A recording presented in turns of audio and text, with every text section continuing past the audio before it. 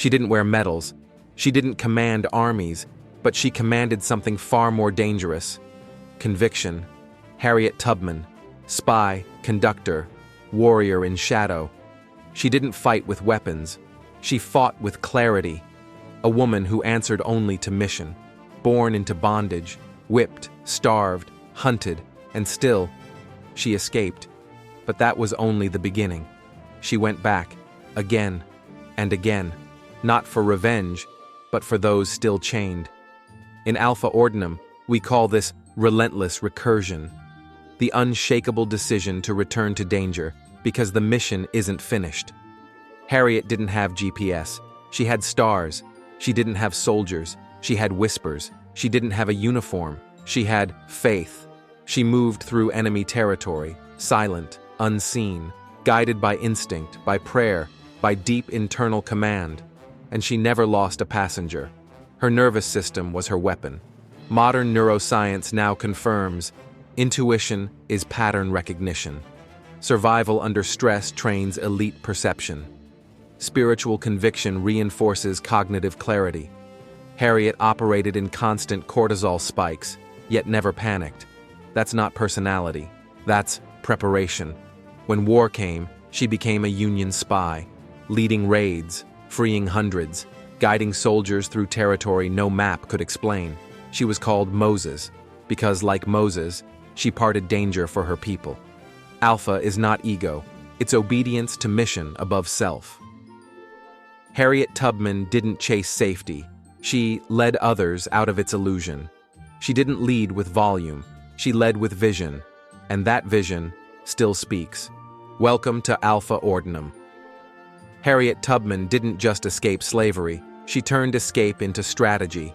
She turned fear into a map. And she returned to that map, at least 13 times, leading over 70 people to freedom without a single soul lost. Most people wouldn't go back.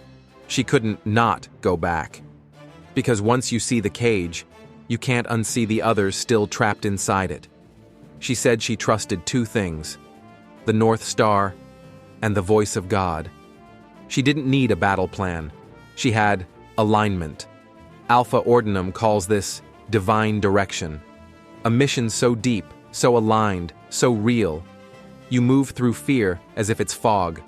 Modern performance science calls this calm under threat. Her amygdala, retrained. Her adrenaline, honed. Her breath, her signal.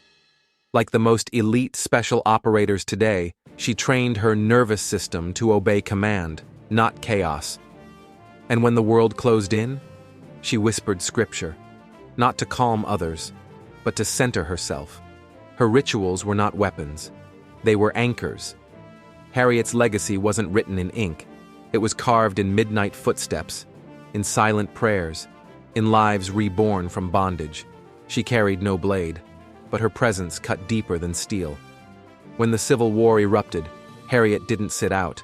She stepped into the fire. First a nurse, then a scout, then a strategist. She helped plan the Combahee River raid, freeing 700 slaves in one night. She wasn't just a guide, she was a tactical general. In silence. And she did it without rank, without fanfare, without recognition, because she didn't need credit, she needed completion. The military didn't pay her, the government didn't honor her. History tried to forget her, but power like hers can't be erased. Harriet Tubman trained for war before it had a name. Her enemies didn't wear colors, they wore indifference, and she faced it all, with steel in her soul. In Alpha Ordinum, she is known as the Silent General, because her battlefield was the unseen one. Her mission wasn't conquest, it was liberation. You want proof of Alpha? Study the woman who walked into danger just to bring others back alive. Alpha is not just how you fight, it's why you refuse to stop fighting. Harriet's story isn't one of escape, it's a blueprint. Ritualize your clarity, move with purpose, return with more than you left with. She didn't write a book, she wrote a signal, a path through darkness, and now that signal is yours. Welcome to Alpha Ordinum. She wasn't the loudest, she wasn't the tallest, she wasn't the most celebrated, but she was the most certain. Certainty doesn't come from noise, it comes from repetition under pressure.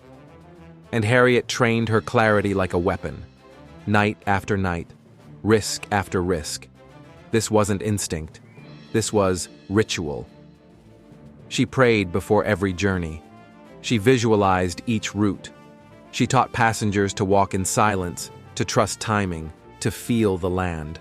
What some call superstition, she turned into tactical rhythm. Today's special forces operate by night, in silence, in unknown terrain. Harriet did it decades before they were even trained. The neuroscience backs her methods. Spiritual grounding improves performance under stress. Visualization enhances movement accuracy. Ritual decreases reaction time and increases focus. She didn't study this, she lived it. And every time she made it back, she sharpened the path. Because freedom isn't an idea, it's a discipline. Harriet Tubman's alpha wasn't in her resistance, it was in her relentless returns. She didn't go back because it was safe. She went back because her mission was bigger than her fear. And that is what we teach here. Mission over comfort, conviction over safety, signal over noise.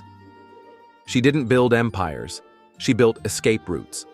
And every step she took cut into darkness. So when you face uncertainty, when you walk alone, when no one claps, remember her. You don't need fame, you need focus. You don't need followers, you need faith. You don't need a platform, you need precision under pressure. Harriet was never called Alpha, but she walked like one, moved like one, saved like one. Now it's your turn. Harriet Tubman walked without maps, but left directions written in blood, breath, and resolve. The Underground Railroad didn't run on rails. It ran on asterisk memory asterisk. It ran on asterisk ritual asterisk. It ran on one woman's refusal to quit. Alpha isn't always built in battlefields. Sometimes it's built in whispers, in back roads, in the choice to move forward when everything in the world says stop. Harriet wasn't just a figure in history. She wasn't just a name in textbooks or a statue cast in bronze. She was a code carrier, a living signal of resistance, courage, and divine conviction. And that code? It still lives. It still breathes. Not in monuments, but in moments. In the everyday choices that echo her legacy. Every time you show up for someone who can't repay you, when you offer your strength without expecting applause, you carry her code. Every time you take the harder path simply because it's the right one. When comfort calls and you choose purpose instead, you walk her road. Every time you build a bridge instead of waiting for one. When you refuse division and choose connection, you honor her, not in words, but in action. She lit a fire that wasn't meant to end with her. It was meant to be passed forward, to those like you, who don't just remember history. Alpha Ordinum is built on this bloodline of obedience and resistance.